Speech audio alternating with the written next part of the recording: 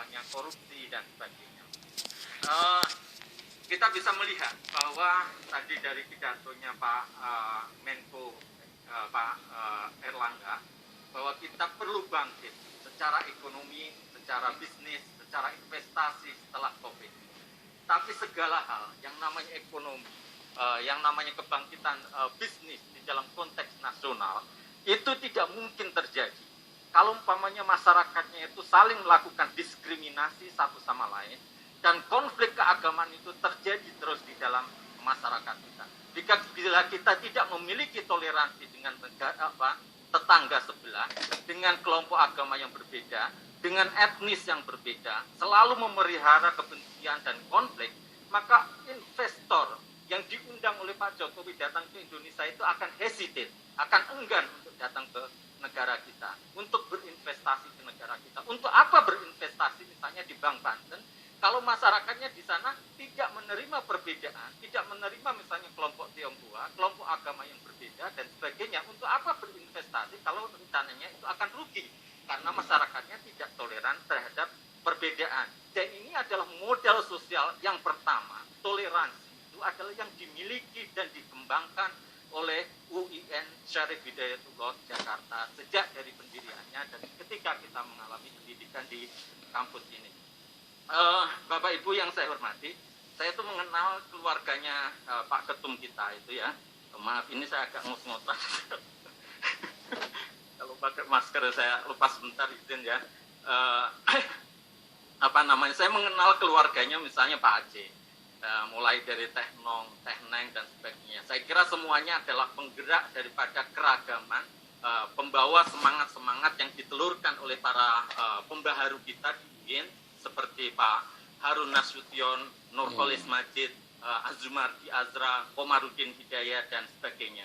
Nah, waktu kita belajar di sini, saya kira kita belajar semua tentang kosmopolitanisme Islam, universalisme daripada nilai-nilai Islam. Dulu kita mungkin sebelumnya resisten terhadap pemikiran semisal Mu'tazilah, Jabariyah, Qadiriyah dan sebagainya. Tetapi Harun Nasution mendobrak pemikiran tersebut untuk kita menerima pemikiran-pemikiran yang maju misalnya yang dibawa oleh Mu'tazilah. Dan saya nggak tahu apakah paradigma semisal ini masih dikembangkan oleh kampus kita ini, dipelajari oleh mahasiswa-mahasiswa kita. Gitu. Beberapa waktu lalu Pak Azumardi Azra menyebutkan bahwa salah satu cara untuk menguatkan moderasi beragama di dalam pendidikan kita itu adalah memasukkan moderasi itu di dalam kurikulum. Dan diantaranya adalah kembali mengkaji pemikiran-pemikiran pembaruan yang dilakukan misalnya oleh Harun Nasution, oleh Nurholis Majid dan sebagainya. Tentu saja kita bisa melihat bahwa kosmopolitanisme dan universalisme yang diajarkan oleh Harun Nasution dan Nurholis Majid misalnya masih memiliki keterbatasan. Saya mengambil contoh satu hal saja ya. Kalau umpamanya kita membuka misalnya teologi Islam yang diajarkan oleh Harun Nasution, kita mempelajari mazhab-mazhab teologi yang sebetulnya sudah mati semua. Jadi kalau kita jelek-jelekan, kita salah-salahkan, tidak ada yang membela diri. Kita menjelekkan Mu'tazilah, Qadariyah dan sebagainya, tidak ada orang yang membela dirinya. Dan di dalam buku tersebut tidak ada mazhab-mazhab teologi yang masih hidup di dalam dunia Islam saat ini, dalam dunia kontemporer ini. Misalnya kita tidak menemukan Ismaili, kita tidak menemukan Ahmadiyah, kita tidak menemukan Syiah yang lain yang ada di dalam masyarakat kita dan sebagainya.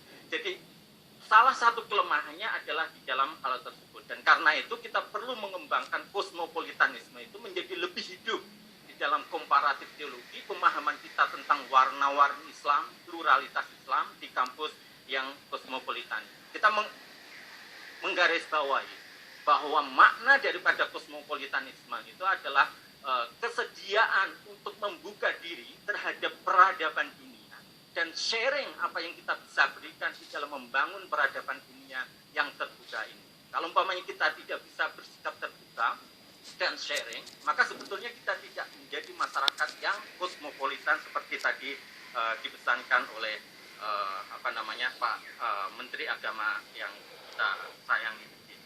Nah, itu yang pertama, yang terkait dengan toleransi. Bapak Ibu, beberapa waktu yang lalu, PPIM yang ada di kampus kita yang tercintai, mengeluarkan hasil survei tentang moderasi beragama di 3 kampus, UIN Jakarta, UIN Bandung, UIN Yogyakarta. Hasilnya apa? Saya nggak tahu masih ada orang PPIM di sini atau tidak.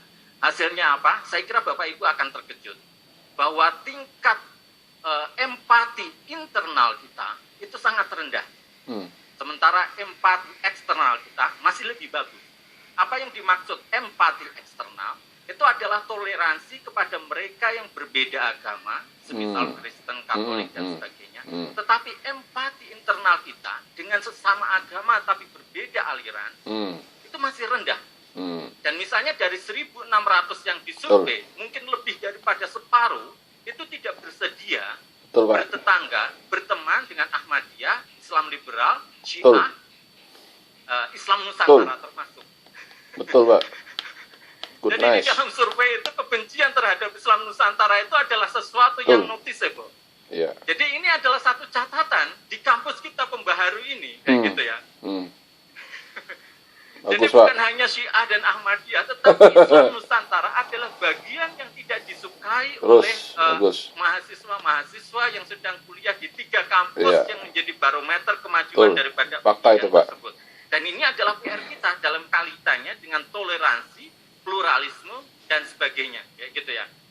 Terus kemudian ada catatan yang lain bahwa kita sebetulnya menghadapi berbagai hal di dalam keagamaan kita, yang diantaranya adalah bahwa ada pergeseran di dalam cara kita beragama. Saya seringkali membaginya itu kepada beberapa kelompok. Misalnya kalau umpamanya tahun 90-an, itu kita sebut dengan Islamic Turn, yaitu kebangkitan Islam, dan kemudian masuk ke dalam politik, masuk ke dalam pemerintahan dan sebagainya. Yang diantaranya tadi mungkin Profesor Uwais dan sebagainya itu adanya bank syariah, bank Islam, bank muamalat, ICRI dan sebagainya itu tahun 90-an. Tetapi rupanya perkembangan daripada Islamic Turn itu mengarah kepada sesuatu yang berbeda pada sebagian daripada masyarakat kita. Menjadi yang disebut dengan pada 2005 yang lalu dengan sebutan conservative turn. Ya, conservative turn. Ini ada kecenderungan majoritarianisme, kecenderungan untuk memaksakan syariah, kecenderungan untuk radikalisme, kecenderungan untuk tidak menerima mereka yang berbeda, kecenderungan untuk bersifat eksklusif. Itu yang terjadi sama FPI, Pak. Dan itu banyak terjadi dalam masyarakat kita. Ya. Itu yang terjadi sama FPI. Perkembangan yang ketiga pada simpatisannya, periode 2010 sampai 2020 itu adalah yang disebut dengan illiberal demokrasi. Jadi kelompok-kelompok yang sebelumnya itu katakanlah memaksakan dirinya dalam bentuk pemahaman keagamaan konservatif, ya, itu betul, kemudian mengubah wajahnya menjadi sesuatu yang agak trendy. Ya, ya. Nice. Tidak lagi memaksanakan perda syariah, tidak lagi memaksanakan negara Islam, betul, tetapi kemudian memaksakan usulan atau bukan memaksakan ya, mengusulkan tentang NKRI bersyariah, Pancasila bertauhid, itu pas itu demokrasi, yang sebetulnya sama itu adalah visi-misi FPI, Pak. Ya, kita sebagai betul, Pak. Bangsa yang majmuk ini. Dan kita saya kira memiliki catatan yang menarik tentang kampus kita itu dalam kaitannya dengan hal ini. Ya, bagus, Pak. Kritis Bapak ini. Pernah mendengar ya, bai'ah terhadap ISIS, sumpah terhadap sepaham sama saya, Pak. Pernah terjadi di kampus ini. Dan ini adalah peran-peran kita kayak gitu ya. Yang kalau umpamanya kalungin untuk kembali membangkitkan kembali peran daripada UIN sebagai kampus pembaharu dan sebagai kampus yang kosmopolitan dalam kaitannya dengan keislaman. Bapak Ibu semuanya, yang kita maksudkan dengan moderat Islam tentu saja bukan seperti yang dimaksudkan oleh George W. Bush atau Colin Powell yang dengan makna dari moderatisme tersebut, yaitu weeding out kelompok-kelompok Islam yang berbeda daripada yang kompromistis terhadap Amerika. Jadi kalau pemahaman tentang makna moderat di Amerika agak berbeda dengan pemahaman moderat yang kita pahami. Sama seperti kalau umpamanya nasionalisme di Eropa dengan kita itu agak berbeda. Kita bangga dengan sebutan nasionalisme, tetapi kalau di Eropa agak takut dengan sebutan nasionalisme karena itu akan mengarah kepada misalnya nazisme dan sebagainya. Sama dalam kaitan ini ketika kita bicara moderat.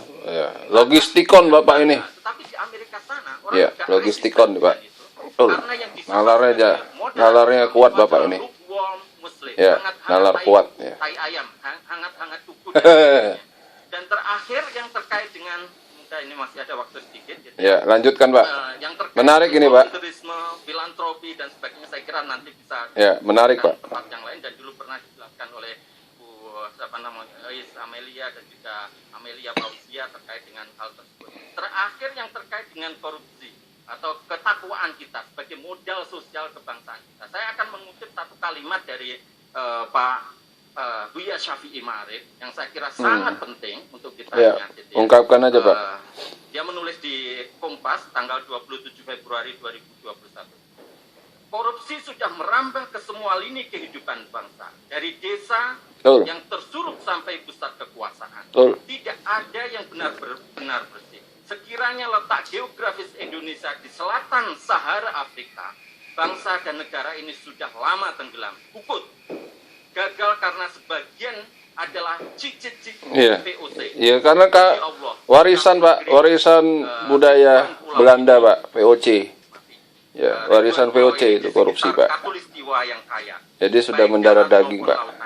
Sekalipun sudah jadi sapi perah, bangsa ini masih bertahan dengan utang raksasa dan utang segunung dan nafas yang terengah-engah. Betul. Di tengah COVID-19, sebagian rakyat kita memang sudah kelimpungan dan negara harus mengeluarkan dana ratusan triliun rupiah untuk menolong mereka. Tetapi di tengah itu semuanya kita melihat ada masih korupsi di tengah-tengah kita oleh mereka yang mendistribusikan bantuan dan sebagainya.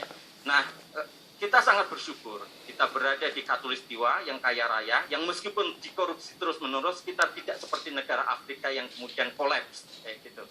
Dan modal sosial dari Afrika aja Pak, Yunani kolaps, bangkrut akibat utang, nggak bisa bayar utangnya Pak. Nah, itu saya kira 6 modal sosial yang kita miliki dari alumni UIN: toleransi, pluralisme, moderasi beragama, filantropisme, volunteerisme, dan ketakwaan kepada Allah. Terima kasih. Assalamualaikum warahmatullahi wabarakatuh. Waalaikumsalam warahmatullahi wabarakatuh. Luar biasa.